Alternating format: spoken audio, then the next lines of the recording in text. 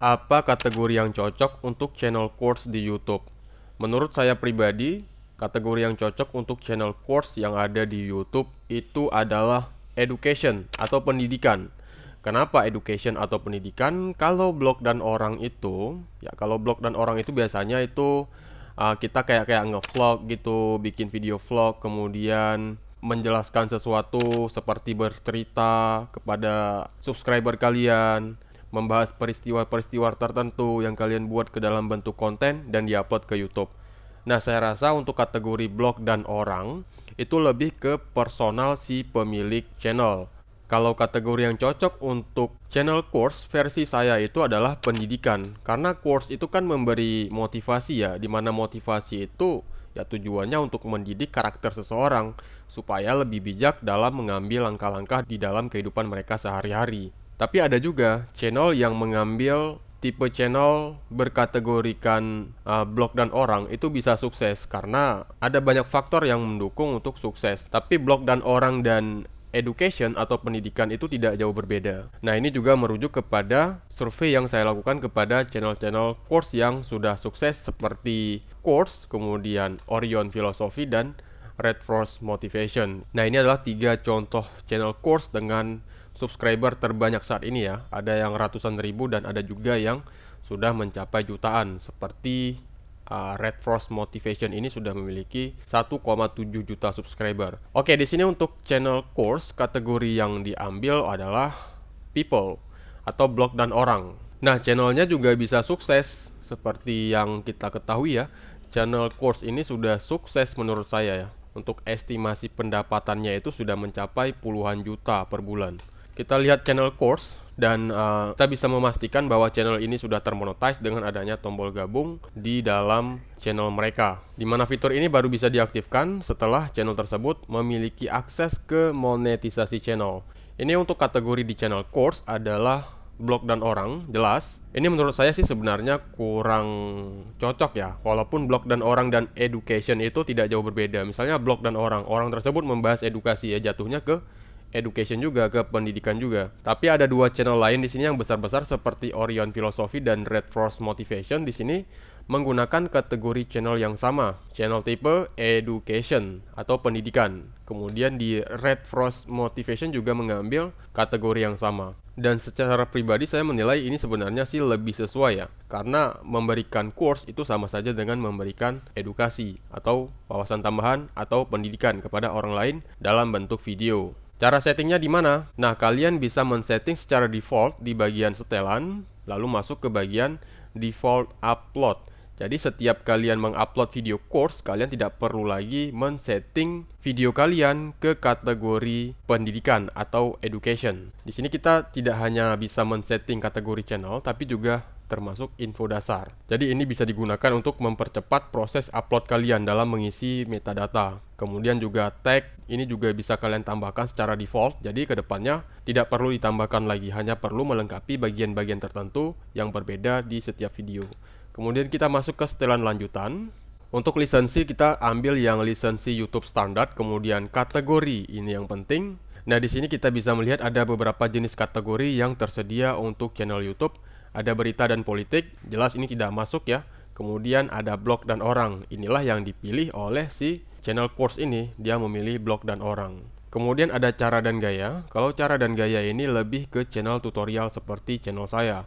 Kemudian film dan animasi, jelas ini bukan ya. Game juga bukan, hewan dan peliharaan juga bukan, hiburan, apalagi komedi juga bukan, mobil dan kendaraan juga bukan, musik bukan, non-profit dan aktivisme ini juga bukan, olahraga juga bukan. Nah, yang lebih masuk akal di versi saya adalah pendidikan, dan ini juga diterapkan di 2 channel besar yang membahas konten course, yaitu Orion Philosophy dan Red Frost Motivation. Nah, kita tinggal pilih saja. Nah, selanjutnya di sini ada sertifikasi bahasa dan teks. Di sini ada bahasa video, ini mengarah kepada voice over di dalam video tersebut.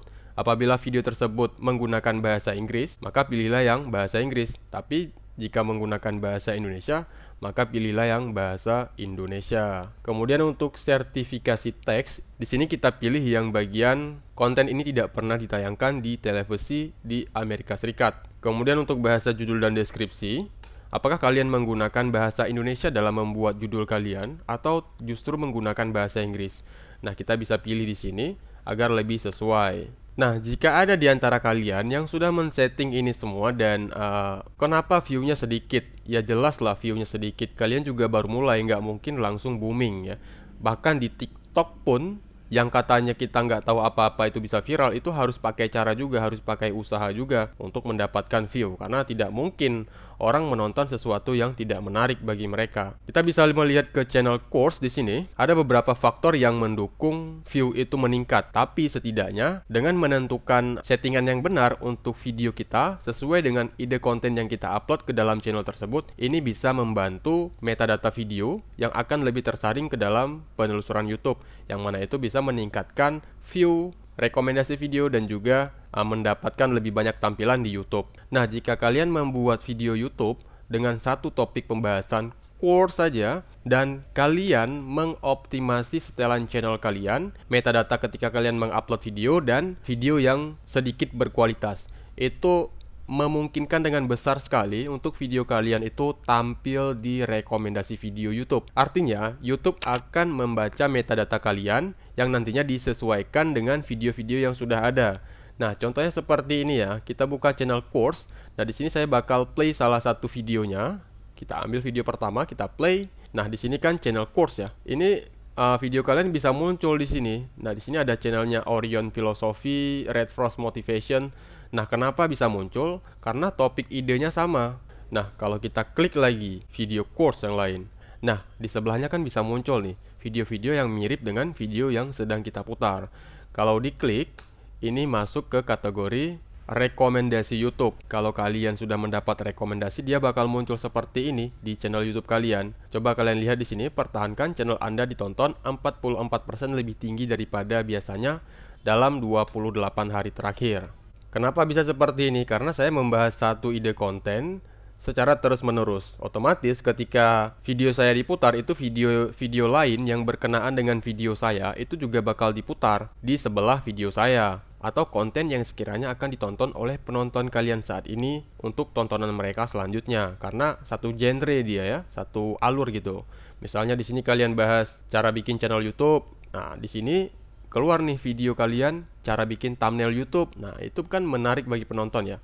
Mereka juga ingin tahu setelah buat channel cara bikin thumbnailnya seperti apa. Nah, itu bakal diklik. Ketika diklik itu bakal masuk ke kategori rekomendasi video. Nah, untuk channel saya hanya di waktu-waktu tertentu saja itu nilai rekomendasinya bagus. Karena di channel saya kan ide kontennya itu bermacam ya. Bukan hanya tentang course saja, tapi tutorial-tutorial seperti cara menghasilkan uang, short link, cara editing video, dan juga cara edit-edit gambar. Itu saya bagikan. Jadi nilai rekomendasinya tidak terlalu besar. Karena nilai rekomendasi itu kan dikalkulasikan untuk keseluruhan channel, bukan hanya untuk satu video saja. Tapi kalau misalnya saya membahas seperti channel course ini, dia kan hanya membahas course saja ini, tidak ada konten lain di dalam channelnya. Itu nilai rekomendasi videonya pasti besar. Kalau misalnya kita hanya bahas satu topik, ini nilai rekomendasi videonya bakalan besar. Karena video tersebut bakal terus mendapat rekomendasi dari channel mereka sendiri dan juga dari channel orang lain. Kekurangannya di mana kalau channel seperti ini? Kekurangannya tergantung dari ide konten. Nah, ide kontennya, kalau kita hanya membahas satu hal, tentu ide kontennya sempit. Kalau seperti saya ini, ide konten saya bisa banyak. Makanya, ketika saya upload videonya itu selang-seling, hari ini bahas ini, besok bahas yang lain, hari ini bahas ini, itu nilai rekomendasi videonya bakal turun di dashboard analitik saya. Rekomendasinya bakal turun hanya 5,2%. Kalau saya hanya membahas satu konten saja, ini nilai rekomendasinya bakalan besar, bakalan jadi besar, tapi ide konten saya ke depannya bakalan semakin sempit karena hanya punya satu topik pembicaraan.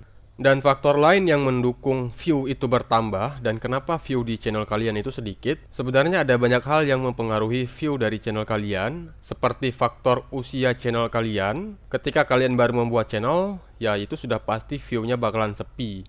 10, 20, 30. Ya karena persaingannya sudah ada dan orang-orang belum mempercayai channel kalian karena kalian masih baru gitu. Makanya view-nya sedikit. Padahal video yang kalian buat itu bagus tapi view-nya masih sedikit. Kenapa seperti itu? Ya karena sudah ada duluan channel-channel lain yang membuat konten serupa, sehingga penonton lebih tertarik ketika menonton di channel yang sudah duluan upload gitu ya, sudah duluan terkenal gitu. Meskipun kalian punya video yang tidak jauh beda kualitasnya dengan channel tersebut. Jadi faktor siapa yang mengupload lebih dulu itu juga berpengaruh ya. Dan bagi saya itu sangat berpengaruh sekali. Karena ketika diupload, video tersebut kan belum banyak. Otomatis ketika orang melakukan pencarian di YouTube, hanya video orang ini yang muncul. Dan otomatis ketika kalian mengupload video yang sama seperti yang orang ini buat, itu view dari channel yang sudah mengupload duluan, ini sudah besar. Jadi meskipun video yang kalian buat itu lebih bagus dari mereka, bisa jadi view yang ada di tempat mereka ini lebih tinggi karena mereka mengupload lebih dulu. Dan lagi-lagi penonton juga bisa melihat kualitas video berdasarkan view. Misalnya saya melakukan pencarian, ini otomatis yang saya tonton terlebih dahulu adalah channel yang view-nya paling besar. Kalau view-nya yang paling besar kan ekspektasi kita itu video itu bagus sehingga view-nya besar. Nah, begitu juga di channel-channel seperti ini. Nah, satu lagi faktor pamor ya, atau seberapa terkenal channel tersebut. Otomatis kalau misalnya channel itu sudah besar, kan subscribernya udah banyak. Itu dia upload apapun ke YouTube sudah dipercaya, orang sudah bakalan nonton. Meskipun thumbnail yang kita buat itu tidak menarik, ide konten yang kita bahas itu sudah dibahas oleh orang lain, ya itu tetap bakalan ditonton karena kita sudah punya subscriber tetap atau orang tetap yang mempercayai channel kita untuk menonton video yang kita upload. Misalnya seperti ini ketika saya mengupload ya 2 tahun yang lalu, sekarang kan saya punya 4,79 ribu subscriber ya. Ini ketika saya mengupload konten ini 2 tahun yang lalu, ini channel saya belum ada subscribernya, hanya puluhan atau ratusan lah subscribernya. Otomatis ketika saya mengupload video, walaupun video yang saya upload itu bagus, sudah saya optimalkan editingnya, tetap view-nya bakalan kalah sama channel yang sudah duluan ada. Ini buktinya. Di sini saya mengupload 2 tahun yang lalu. Cara hilangkan suara like di Facebook. Ini padahal videonya lengkap, deskripsi, voice over, editingnya juga ada. Kemudian saya tambahkan subtitle lagi supaya lebih sempurna. Kita lihat di tab sebelah di sini, ada cara menghilangkan suara di Facebook juga, dan ini baru diupload 1 tahun yang lalu. Artinya saya 1 tahun lebih awal mengupload video yang ini. Tapi kenapa view-nya di sini bisa 11.000, di tempat saya hanya 81 view? Kan jauh sekali ini bedanya. Karena channel ini sudah duluan ada ketimbang channel saya. Nah, seperti itu. Kalian bisa melihat dari jumlah subscribernya di sini 4,7 ribu subscriber, sedangkan yang ini subscribernya sudah puluhan ribu. Otomatis ketika kita mengupload itu sudah ada yang menonton. Dan ini bahkan komentarnya dinonaktifkan ini. Misalnya ada akun Instagram nggak terkenal, dia posting apapun yang like itu pasti sudah ribuan, puluhan ribu. Padahal yang difoto sama dia, yang diupload sama dia itu tidak ada manfaatnya sama sekali. Nah, datanglah kita memberikan manfaat yang lebih bermanfaat dari orang tersebut. Ketika kita mengupload, itu yang like hanya puluhan. Syukur-syukur bisa sampai ratusan. Jadi faktor pamor itu juga sangat berpengaruh ya. Nah, itulah yang bisa saya jelaskan untuk video saya hari ini. Terima kasih sudah hadir. Jangan lupa support channel ini dengan cara klik like, subscribe, dan berikan komentar terkait video ini. Sampai jumpa di video aku berikutnya.